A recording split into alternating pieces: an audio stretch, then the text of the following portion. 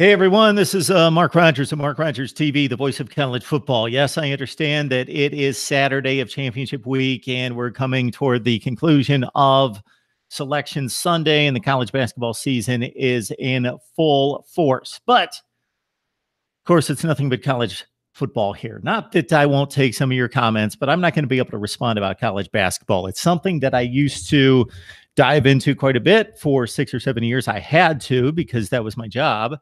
But yeah, I do like college basketball, but there was a time when I was really into it and could talk about it, knew the players on the floor for the top 25 teams and all of that. But now it's just college football.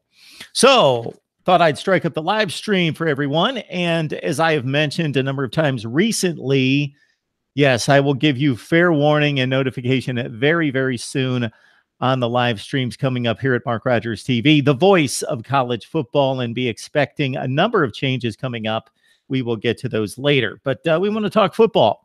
And while the NCAA is going on and March Madness and all the importance of that kind of lurking beneath the surface is the foundation of what the college football season will be coming up in 2018. And much of that is centers around, of course, the recently signed signing class now taking their reps, many of them, the early enrollees at least, at spring football, which has cranked up for a number of schools over the last few weeks. And, of course, for a number of schools will be starting very soon. Let me start up the chat and see who's on board. See what we got here.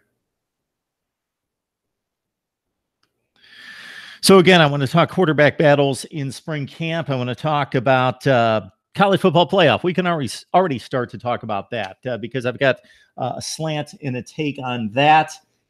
And let's see. We also have just anything that you guys want to talk about. I've been asking people about breakout players.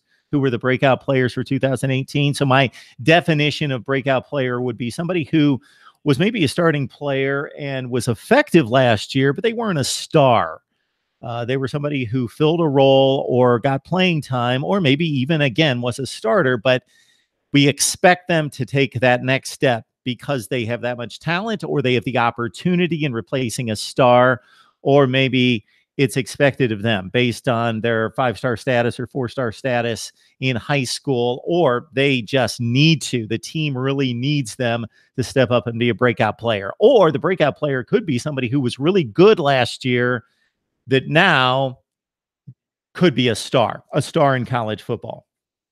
All right. Want to remind you that if you can't catch the video versions here at Mark Rogers TV, the voice of college football, of course, we've got everything available to you audio only at Podbean, iTunes, Stitcher, and Google Play as well.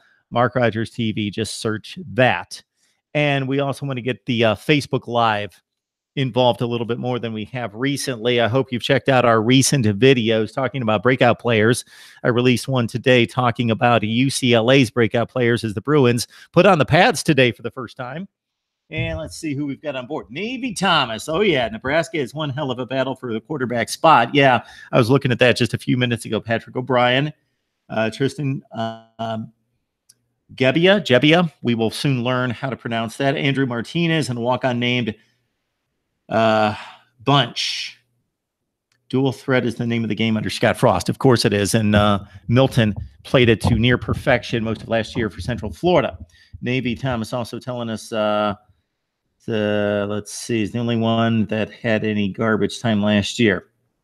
So that would be Patrick O'Brien. Yeah, I remember seeing him bits and pieces of game time that didn't much matter. Yes, garbage time. Fun topic for the off season. So we'll kick it around here before spring practice really gives us some news and notes to hang our hats on and really dig into, and then get back to it during May and June. Think of your favorite team, your program, best win of all time, or the best win since you have been involved and been watching and been a fan. Worst loss, excruciating, gut-wrenching, still stings, that loss. Or maybe your top 3 or top 5 if you can't settle on one. Your favorite player today, your favorite player all time, your favorite coach all time, best coach of all time in the program. Also, I like this question to throw out and get the conversation started as well. Think about changing college football. Think about changing your program, whatever team you root for. If you could change anything, just one thing, you can change it. What would you change? What would you change about your conference? Maybe there's something stylistically about the conference or something foundationally to the structure of the scheduling or the division format or something in the conference that you would change. And what would you change about college football? So Navy Thomas leads us into some conversation about the quarterbacks. And I had a number of quarterback battles listed here. Nebraska at 4-8, a whole lot of stinging losses. Well, I'm not just talking about last year. I'm talking all time. And for Nebraska, I would think those last couple of Big 12 championship games would rate heavy. Oklahoma beat them by a field goal. And then, of course, the infamous Colt McCoy to the sideline with 1 second left, or maybe no time left. But the score clock operator at the Big 12, knowing that Texas would move on to the national championship game at the Rose Bowl against Alabama, mighty kind to hook 'em horns. And I know Navy Thomas remembers that one well. And that's when Nebraska really showed up with a great defense against Colt McCoy, one of the best offenses in college football that particular season. Well, in the ACC, we've got quarterback battles, of course, at Clemson. Kelly Bryant, I think, is being dismissed by a lot of people because of the awful game against Alabama, but let's consider it's Alabama, and he is limited, yes. Check out the game tape against Louisville, and I know it's Louisville's defense, not Alabama's, but he looked really sharp in game 3, and he just kind of flatlined after that. So Kelly Bryant's going to have to be at his best this spring and into August to fend off, of course, Trevor Lawrence, the number 1 quarterback in the nation, depending on your recruiting service, and Hunter Johnson, the former 5-star. So let's see, we've got a handful of people jumping on board here. So definitely leave your suggestions, your questions, your comments. All right. Miami, N'Kosi Perry, Jaron Williams, a lot of people, including our Cam Underwood from State of the U, who jumps on board with us on a regular basis, thought N'Kosi Perry was going to win the job last year. He did not. Malik Rozier did, and had a spotty 2017, one in which Miami fans are clearly not happy with. Most of them. I've had some people come out in defense of Malik Rozier and his 26 touchdown passes, but it was not pretty against the better teams. And it was not typically pretty against the lesser teams like a North Carolina in the first half. And many of his passing yards due to the speed on the outside from the likes of Chad Thomas in particular. But certainly Christopher Herndon played well. Amon Richards, not a factor in the offense, was nicked up most of the season, but a tremendous player there. In the Big Ten, a lot of quarterbacking stability in the Big Ten among the contenders. Michigan, Michigan State, Penn State, Wisconsin, of course. Also Iowa with Nathan Stanley. But Dwayne Haskins appears to be the guy at Ohio State, but he will have to hold off the attempts of Joe Burrow, the all-time touchdown leader in high school football in the state of Ohio, and Tate Martell out of Bishop Gorman in Vegas, who is the Michigan quarterback for this year. Michigan quarterback for this year, I can't imagine that Brandon Peters will not retain the job. Navy Thomas, he played reasonably well last year.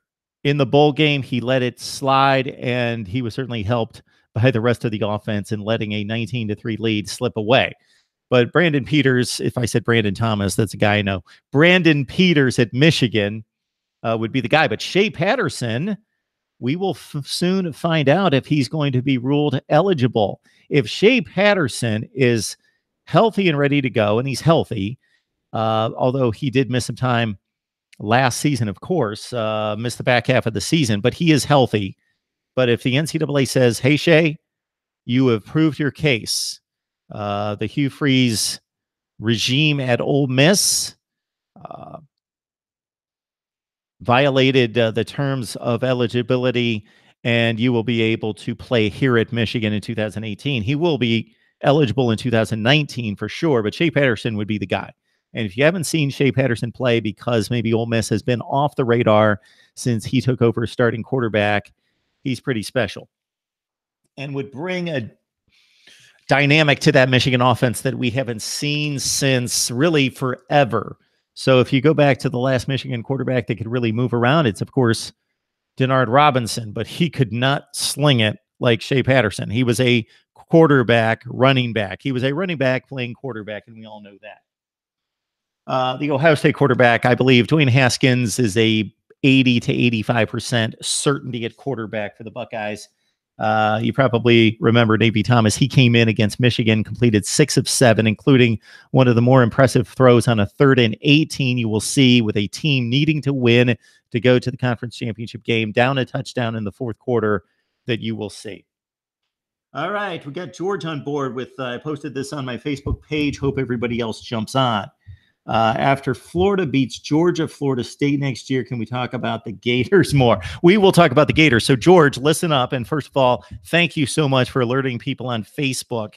And in the future, I'm going to sync up the Facebook feed with, well, I'll do it the old-fashioned way. Basically, I'm going to simulcast through the phone. I won't be able to sync up. I don't have the technology to completely sync up the feed, but I'll have another one running on Facebook to bring more people in. But I appreciate it, George, getting the Facebook audience involved. But yes, so George, listen up. David Waters, Gators Breakdown. We may have him on tomorrow. He will be on sometime this week. David Waters, Gators Breakdown. We'll cover Florida going to spring camp. We'll be all over it. You're missing Tiger Woods on an exciting 18th hole. Just thought I'd mention it. Yeah. I used to watch the back 9 of the majors, and that was it. And now it's pretty much nothing. You guys see what I'm doing all the time. I'm talking about college football. So in your opinion, does Harbaugh go on the hot seat without a conference championship? 10-2 doesn't win the Big Ten. I think he's still fine. But if it's something close to what we saw this year, especially not beating a team, unless you count Purdue because they won the bowl game, so they had a winning record. But besides Purdue, did not beat a team with a winning record and lost to all the big teams. Didn't lose embarrassingly. Played well at Wisconsin against the Badgers. Were up 10-7 in the 4th quarter, close to the 4th quarter. The Ohio State game, they were up. And of course, Michigan State, that was in the slop. The Penn State game, they were embarrassed. Certainly embarrassed in that game. And then it was embarrassing the way they blew the game against South Carolina. Think about this. Michigan's up 19-3. I believe it was Karan Higdon had the ball inside the 3-yard line to go up 26-3. Game over. With that defense, Michigan defense, game over. He fumbles. South Carolina recovers. So it's 19-3. Could have been 26-3. Donovan Peoples-Jones muffs a punt off his face mask. They have another play on a 3rd and 1.5 when they're trying to thwart momentum going South Carolina's way. South Carolina had just scored to make it like 19-16.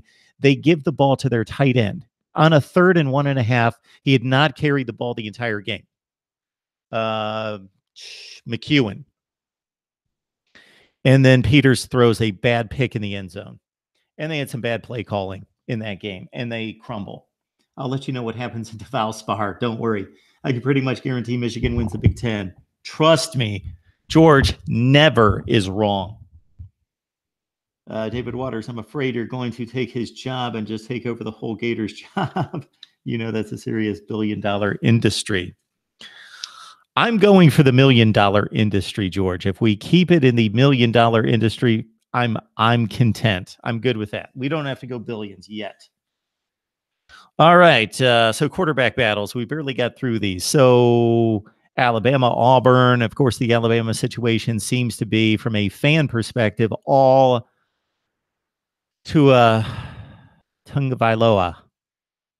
It looks like Taga, so I've got to stop and sometimes hesitate if I haven't said it for a long time because it's Tungavailoa against Jalen Hurts. I think people assume that Tua's got the job. Don't assume that.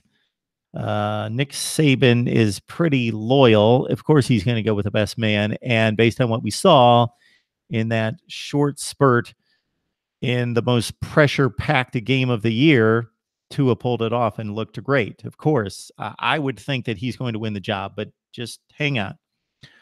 Auburn, LSU, quarterback situations there with Miles Brennan and Noel Narcisse. Oklahoma State has 4 quarterbacks competing for the job. Drew Brown, we know what he did at Hawaii. He was a pretty marginal quarterback, decent, but he comes in with starting experience. Spencer Sanders is a quarterback at Oklahoma State that we interviewed here at Mark Rogers TV just about a year ago, and he is a 4 to 5 star quarterback signed by Oklahoma State, going to compete as a true freshman. Also, Taylor Cornelius and Keandre Woodtee, Wudtee, for the Oklahoma State Cowboys. Sean Robinson at TCU taking over for, of course, Kenny Hill. And Justin Rogers will have a shot, but Sean Robinson, the guy that they turned to last year when Kenny Hill was knocked out. Tiger finished 17. There's a guy minus 18 that still has a hole to play. We'll see. Auburn will win the SEC Western Division. Like I said, I'm never wrong. I got to put these in a time capsule, Georgia's predictions, and throw them back in his face the next season. All right, continuing with the Big 12, Kyler Murray seems to have it wrapped up there at Oklahoma in terms of the starting job, replacing Baker. Stanford's got an interesting situation in which KJ Costello will not play during the spring. He's hobbled, he's hurt, but he should be back. USC, JT Daniels is the big stud coming in, but he's not an early enrollee, so he's not going to hit practice until August. Jack Sears and Matt Fink, in the meantime, have been 2 kids on campus for a few years there at USC. For UCLA, you've got Dorian Robinson-Thompson, you've got Devin Modster, KJ Carter-Samuels, and also Matt Lynch. Of course, Dorian Robinson-Thompson, like JT Daniels at USC, not an early enrollee, so we're not going to see him until August, but he seems to have the most upside. Notre Dame, Brandon Wimbush. You would think he would be the starter, but we saw what Ian Book did replacing Wimbush, an ineffective Wimbush, against LSU in the bowl game, and he led the game-winning touchdown and another touchdown drive before that. Ian Book threw also a horrible interception right before the end of the first half against Miami in that rout at Hard Rock Stadium. All right. We've got Texas, of course, with 2 experienced guys in play, in Shane Buechele and Sam Ehlinger. I think Ehlinger's got the nod. He's more mobile. You've got Florida. As I backtrack to the SEC, I jotted down Jake Allen, Philippi Franks, Emory Jones, Kyle Trask. They've got a 4-man battle there. And of course, we're going to learn more about that and who David Waters would select at least at this point, or how he sees the odds playing out in Gainesville.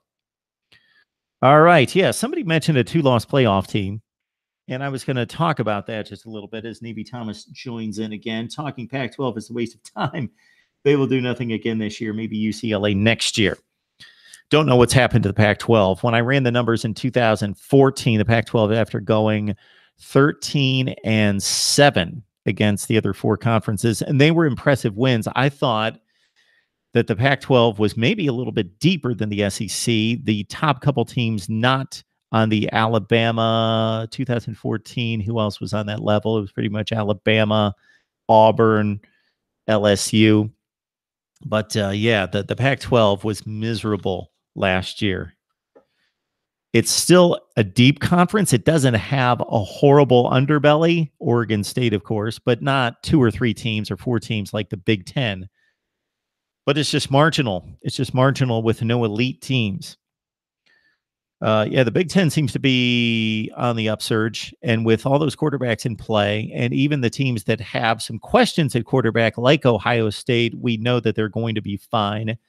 With all those veteran, talented quarterbacks, Trace McSorley leading the bunch back for the Big Ten, I would expect the Big Ten to play extremely well this year. Of course, the logjam in the Big Ten East is going to make it difficult for one of those teams to escape undefeated to the Big Ten championship game. And then, of course, the Pac-12, yes, would be the conference that I would consider to be tumbling down and to be the worst of the Power 5. I would have said Big 12 until maybe before 2017. First-year head coaches, guys. What do you think of first-year head coaches? A ton of them in the SEC, of course, with Dan Mullen, Joe Moorhead, Jimbo Fisher, Jeremy Pruitt, and the like. See what you guys think of who's going to do well among the first-year head coaches. If you have yet to subscribe to my YouTube channel, please do. If you love college football, if you don't love college football, then I have no reason to believe that you're going to be watching for more than a few seconds. If you love college football, regardless of the team, then search the videos. You will find what you're looking for as we break down college football from coast to coast. And if we don't have the content that you're looking for, make your comment or suggestion. Please give me likes. I'm not necessarily like living off these likes, but as I understand it, like I would basically could care less if I get likes. I would rather have comments, but as I understand it, that goes into the YouTube algorithms and it churns and churns and churns. And therefore they put the liked videos into the suggestions for the other people searching for college football. So I'm going to be possibly making some changes coming up that would serve me better toward the search engine to get more exposure for the channel.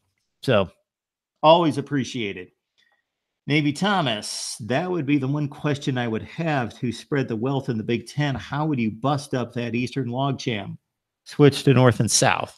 I did that at one time, North and South, and it's not obvious like it is East and West, but it's doable, and you don't have to make a big stretch. You don't have to stretch it to try to even out the two divisions. So it's possible. But right now, there's little hope that the West is going to be anywhere close to the East unless Nebraska could make it much, much fairer.